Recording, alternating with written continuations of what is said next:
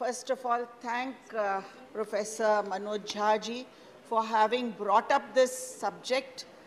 He has brought up not only the subject of health, but also the voices, the anguish, the pains of the poor and the deprived, and not only the poor and the deprived, but also the middle class, white-collared population who suffer because of lack of quality health care.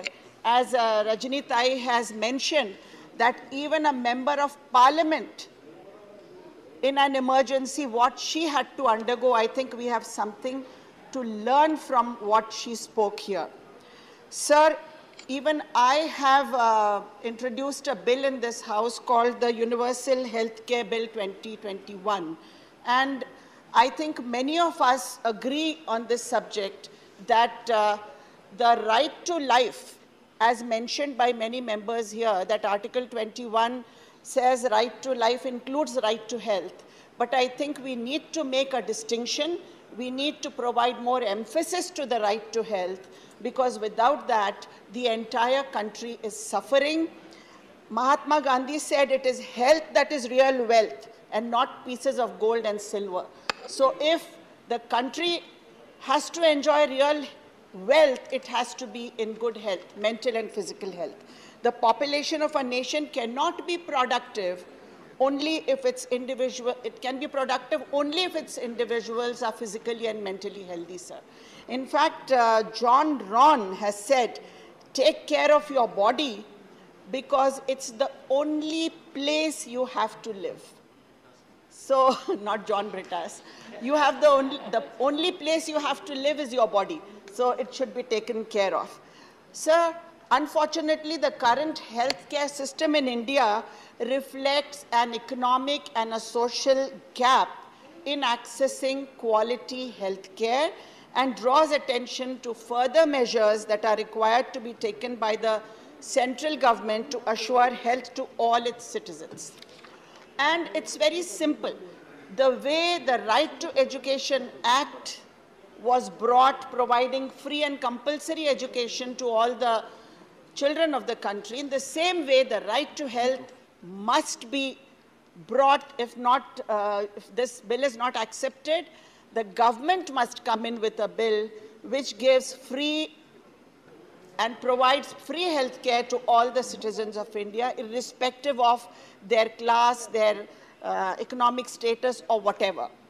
Sir, many of my colleagues have mentioned that the expenditure on health is only 1.6% of the gross domestic product. And Mr. Yes, 1.4. And my honorable colleague, Mr. Keshav Rao, also has said that it should be at least 6%. I agree with him that we need to increase expenditure on health, because unless it is done, we cannot provide the huge population of India the relief from the ails that they go through. Sir, out-of-pocket payments are the predominant mode for financing healthcare in the country. And it shouldn't be there when 70% of our population is below poverty line. So our subsidies itself indicate how poor our country is. And here out-of-pocket expenses are so predominantly high that we need to really think about it. This is grossly unfair and exposes a large number of households to catastrophic health expenditure, which has often been a contributing factor for rural and urban indebtedness, as mentioned earlier by my colleagues. Sir, we have also spoken about the pandemic here. The pandemic has indeed exposed many gaps. Many of them have spoken about the way it was handled, but I would like to speak about, certain acts were acts of nobility, were acts of human service, were acts of sacrifice. There were many people who came forward to do that. But at the same time, there were drastically terrible acts of exploiting poor patients, rich patients, whatever, by the hospitals during that time, who thought this is an opportunity. It is a big opportunity to make money. And what was happening was that people were dying, but at the same time, their entire economic resource was spent on these hospitals. And the further generations also suffered because their complete economy of the household collapsed during the times of the pandemic, sir.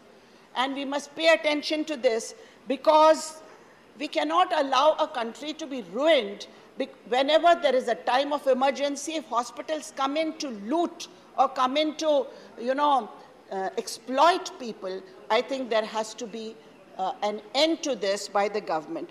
And this can be done by a collaborative approach, aligning the existing government schemes, policies, the interest of the payers and providers, along with innovative partnerships.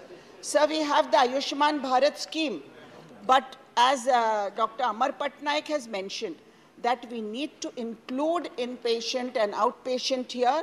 It's only inpatient. There is no outpatient. The primary health care must be included here. And one more lacuna, I would like to draw the attention of the minister to the lacuna in the system, sir, that in the hospital, when a patient is being treated and the family member or the caregiver goes to ask the doctor, what is wrong with my family member, the doctor gives no answer.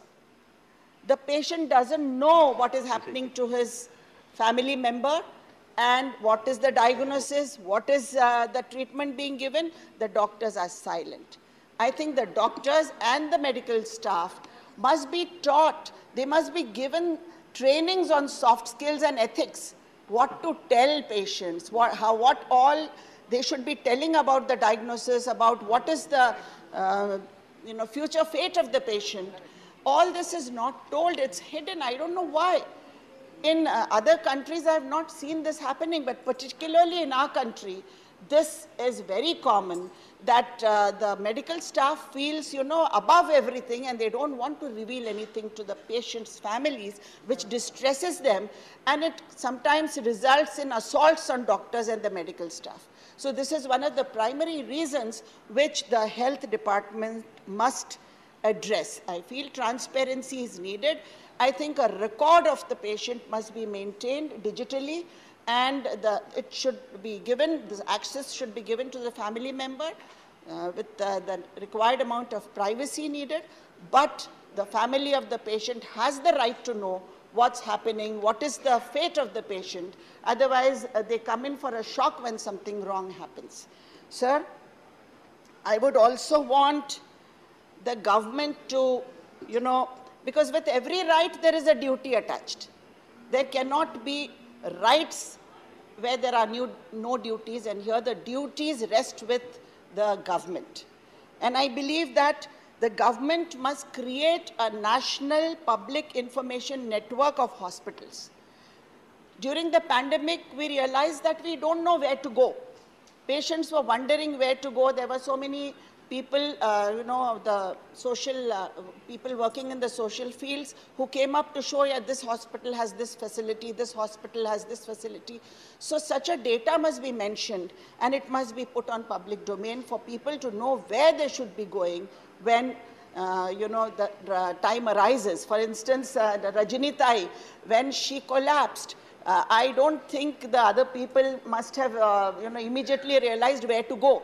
So she was taken to wherever they felt it was good. So if you have a data bank, it will be very helpful. And sir, a pricing strategy, so just give me 2 minutes.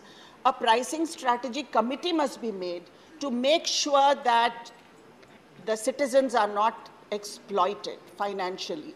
And even for Ayushman Bharat, you have a pricing limit fixed up, sir. Sir, also, we have seen that when the people who are responsible for healthcare, they neglect the patient, they are not punished, they go scot-free. There has to be a penalty for that. They should be accountable. They should be responsible for the noble work that they are doing. But many times we see that they are absent from their work, they are not going there regularly, and government staff people, they ask patients to go to their private hospitals so that they can charge them there. Sir, at the end, I will speak about what Mr. Rakesh Sinha pointed out about rare diseases. Honorable Minister, we have met you several times regarding this. A group of parliamentarians have written several letters to you regarding this, about rare diseases. There is a rare disease policy, sir, but it is a meaningless policy because you ask for corporate funding and a patient requires, crores of rupees to get treated. Little children who have got, little to live, but if you give them treatment, they can survive. And you are asking them to go to the corporate and ask for funding? 1,87,000 is the only amount that could be given. Sir, that could be got through the corporate funding.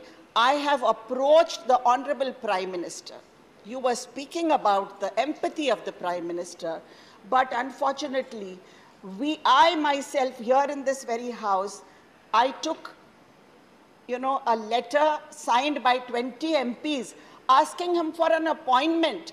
Give us an appointment so that we can speak about these rare disease patients who can be helped. And it is such an important, such an emotional subject, but the Prime Minister has not given us time, sir. If this is not given, for what else will we get time? Please conclude. Many MPs are asking for it. I urge the Minister, sir, please consider rare disease patients. Please conclude, Honourable and Member. Please help them with the required amount of money so that these little children can be saved by just a little bit of help from the government. It's not a big amount that we are asking. 100 crores to be spent from the Rashtriya Arogya Nidhi. Please sir. Conclude. Please so, conclude. Sir, we out of time. With this, I will only end my speech, sir, by saying that instead of enhancing the fund for health care, we are applying GST to hospital rooms.